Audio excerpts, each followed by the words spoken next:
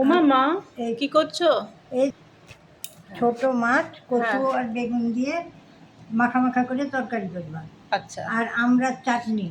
ও হ্যাঁ, আচ্ছা, কাটুন কাটুন। আর এই তোমার বেগুন লম্বা লম্বা করবা।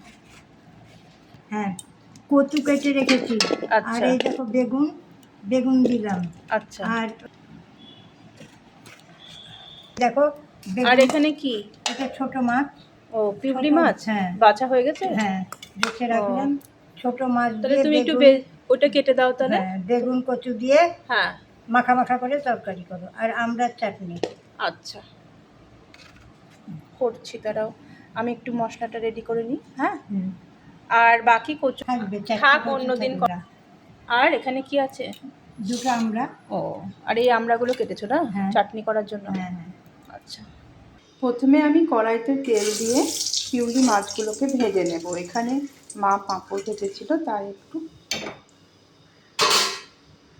কালো হয়ে আছে। এই প্রথমে লবণ হলুদ দিয়ে দিলাম, মেখে নিলাম মাছের মধ্যে।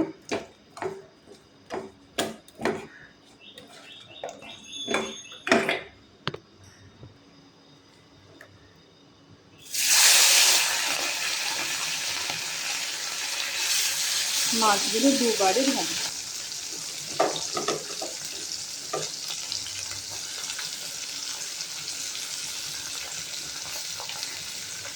পিউলি মাছ দিয়ে আর কচু বেগুন দিয়ে ঝোল কিন্তু খেতে খুব সুন্দর হয়, তো আজকে আমি ওটাই করব।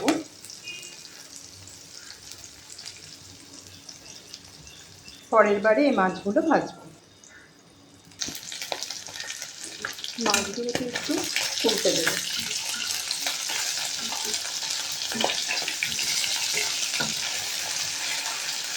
পরের বারের মাছগুলো একইভাবে ভেজে নেব।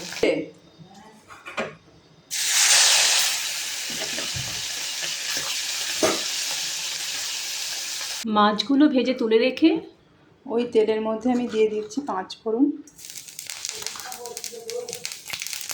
ও মা, কচু বেগুনটা একটু ধুয়ে দাও। আচ্ছা, এটা এই দেখো। মা বেগুন আর কচুটা ধুয়ে দিই। এবার আমি কচু বেগুনগুলো ভালো করে ভেজে নেব।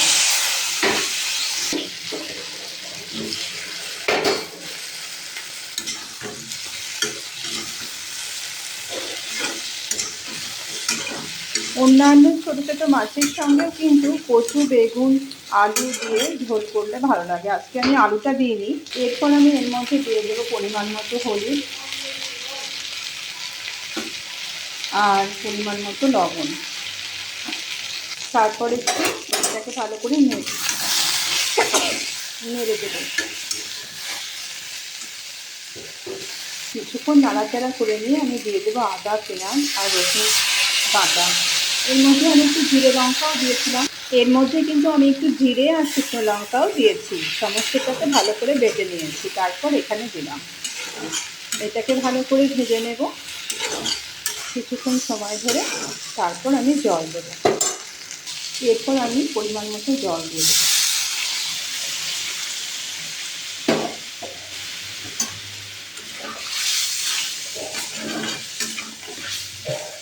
আজকে আমি লোহার কড়াইতে রান্না করছি, তাই ঝোলটা একটু কালো লাগছে।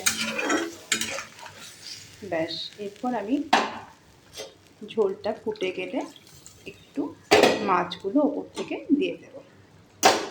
ঝোলটাও ফুটে গেছে, এবার আমি ওপর থেকে মাছগুলো ছড়িয়ে দেব।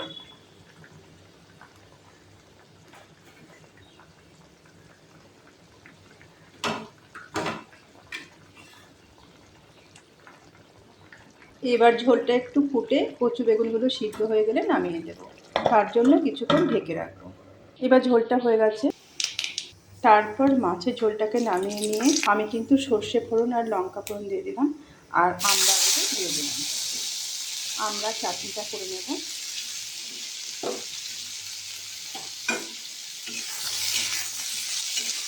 আমড়াগুলো মা একদম মানে অন্যরকম সবজি কাটার মতো কেটেছে। আমড়াগুলো কিন্তু খুব নরম। তারপর আমড়ার মধ্যে দিয়ে দেবো পরিমাণ মতো লবণ আর পরিমাণ মতো হলুদ।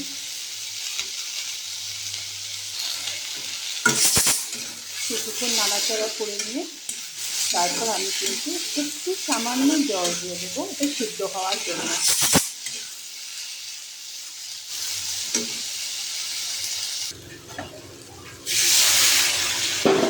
তারপর আমড়াটা সিদ্ধ হয়ে গেলে উপর থেকে দিয়ে দেবো আমি মিষ্টির রস, মানে রসগোল্লার অনেকটা রস ছিল ওটাই দিয়ে দিলাম।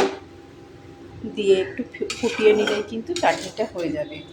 আর কয়েকদিন আগে রসগোল্লা আনা হয়েছিল, তো অনেকটা রস ছিল, আমি ভেবেছিলাম এইটা দিয়ে আমড়া দিয়ে চাটনি করব। তো চাটনিটা হয়ে গেল আর কচু বেগুন দিয়ে ছোটো মাছের তরকারিও হয়ে গেল। ওমা তুমি খেতে বসে যাও।